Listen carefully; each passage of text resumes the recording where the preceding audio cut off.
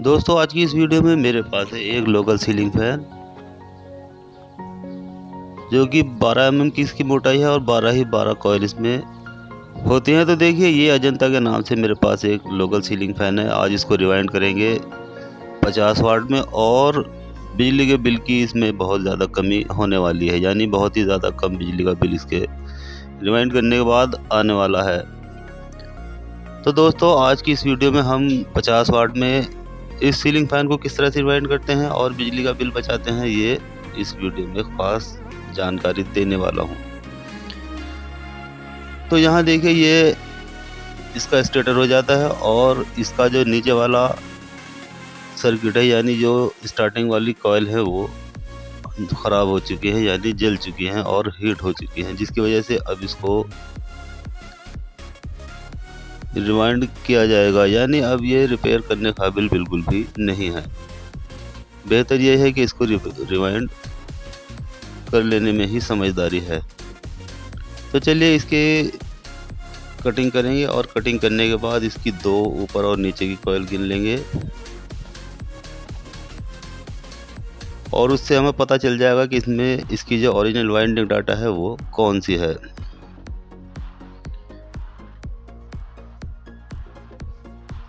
तो दोस्तों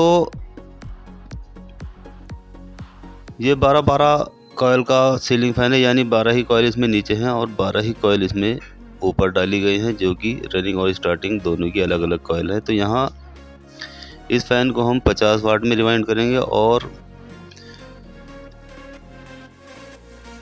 बिजली का जो खर्चा है वो बहुत कम करने वाले हैं। तो देखिए यहाँ नीचे वाले जो स्टार्टिंग वाली कॉइल हैं उसकी सभी कॉइल्स में मैंने ये पीवीसी का पेपर लगा लिया है इस तरह से।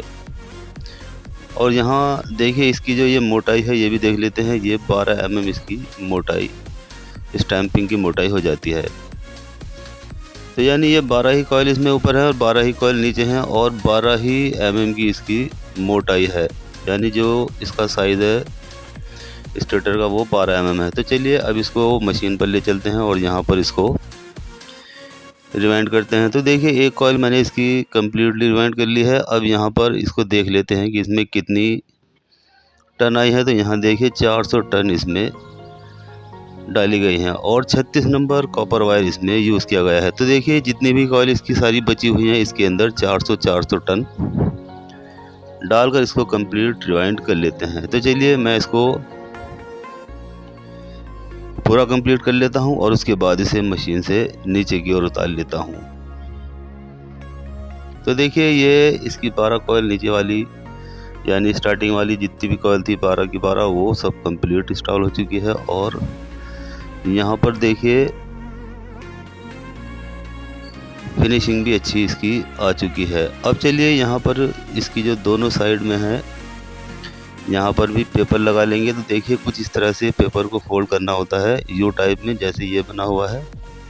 तो इस तरह का हमें 12 पेपर नीचे के लिए मोड़ने होते हैं और 12 ही पेपर ऊपर के लिए मोड़ने होते हैं। अब देखिए यहाँ पर ये नीचे पेपर इसमें हमने ऑलरेडी स्लॉट पेपर वो लगा लिया था। अब ये कॉइल बनाने के बाद यहाँ ऊपर से ये लगाया जाएगा। तो चलिए मैं इसके ये पेपर भी लगा लेता हूँ और साथ साथ इसके ऊपर वाले कॉइल के पेपर भी लगा लेता हूँ। तो यहाँ देखिए ये ऊपर वाले पेपर भी मैंने लगा लिया है और साथ साथ जो ये नीचे वाली कॉइल है उसके भी मैंने पेपर फोल्ड करने के बाद यहाँ लगा लिया है। तो देखिए कुछ इस तरह से ये पेपर आर पार इसमें लग जाता है। अब ये पेपर लगाने के बाद कॉइल बिल्कुल पेपर के अंदर आ जाती है, यानी एक भी वायर अब बॉडी पर नहीं आएगा। तो देखिए चारों तरफ से ये पेपर के अंदर आ चुकी है और अब ये सेफ हो चुकी है, यानी बिल्कुल भी इसमें अर्थ नहीं आने वाला।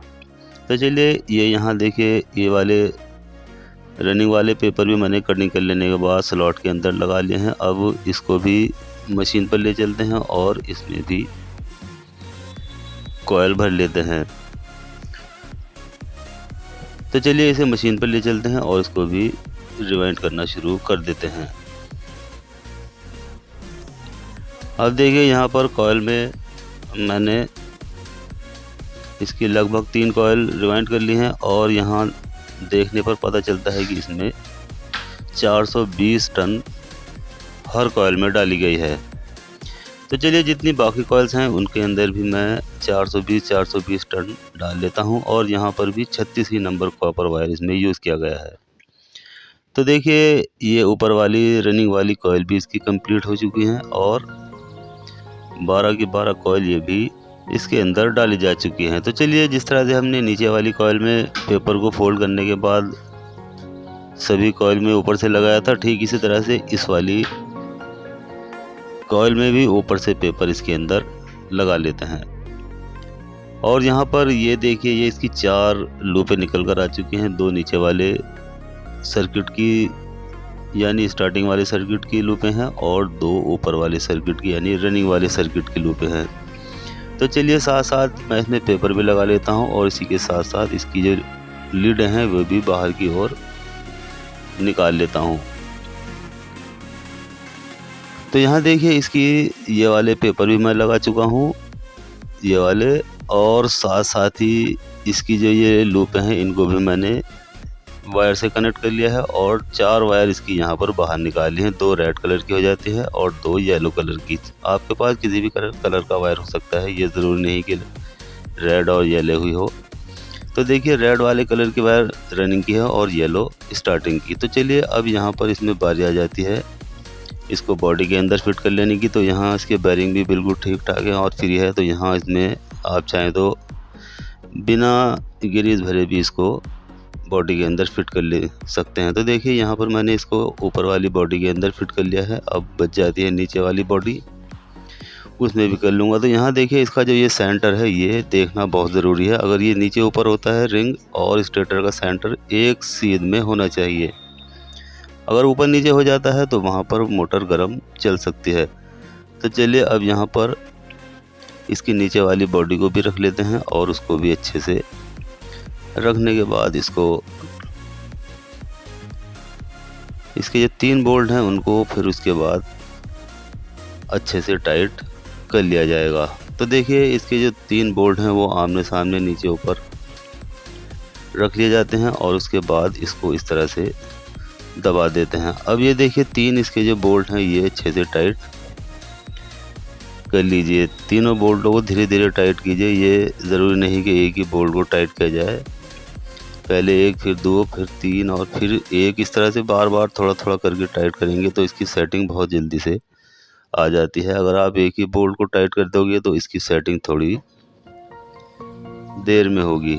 तो इसलिए धीरे धीरे थोड़ा थोड़ा करने के बाद अगर इसकी सेटिंग करोगे तो बहुत जल्दी से इसकी सेटिंग आ जाती है। तो देखिए इसकी सेटिंग बहुत अच्छे से आ चुकी है। अब हमें किसी तरह की इसमें कोई और कार्रवाई करने की ज़रूरत नहीं है। तो देखिए अब यहाँ पर पहले इसके चारों वायर को बाहर निकाल लेते हैं, यानी इस पर जो स्लॉटिंग होती है उसके अंदर से चारों वायर निकाल लेते हैं और उसके बाद ये कैपेसिटर कैप यहाँ पर जो इसमें एक होल होता है और उस होल में इसको यहाँ पर लगा दिया जाता है। तो चलिए इसको अच्छे टाइट कर लेते हैं और उसके बाद समझते हैं इसके कनेक्शन। चलिए ये टाइट हो चुका है। अब देखिए यहाँ 4 वायर हमारे पास है, 2 रेड कलर के और 2 येलो कलर के। तो 1 रेड कलर का और 1 येलो कलर का कोई सा भी वायर आप यहाँ पर एक जगह जोड़कर उसको कॉमन बना लेंगे और जो 2 बचे हुए वायर हैं ये सीधे कैपेसिटर पर चले जाएंगे। तो यहाँ देखिए इसके कनेक्शन बहुत आसान होते हैं, इसमें कोई ज़्यादा बड़ी बात नहीं है। अब अगर यहाँ पर इसके चक्कर उल्टे हो जाते हैं तो आप या तो रेड कलर का वायर या येलो कलर का वायर, कोई सा भी वायर इस सीरीज़ पर से यानी कि जो कॉमन बनाए हैं उस पर से हटाकर दूसरी जगह बदल देंगे। तो देखिए ये कैपेसिटर पर से हमने एक वायर निकाल कर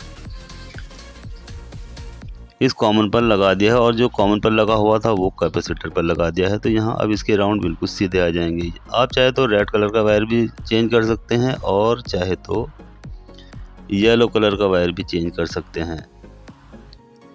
तो देखिए अब इसके राउंड बिल्कुल सीधे आ चुके हैं। अब हमें इसमें कुछ और करना नहीं है, सिर्फ इसमें जो इसकी सप्लाई वाला वायर है वो यहाँ पर एक कॉमन पर लगा देंगे और एक रेड कलर पर लगा देंगे जो कि कैपेसिटर के साथ लगा हुआ है और उसके बाद इसको चलाकर देख लेंगे।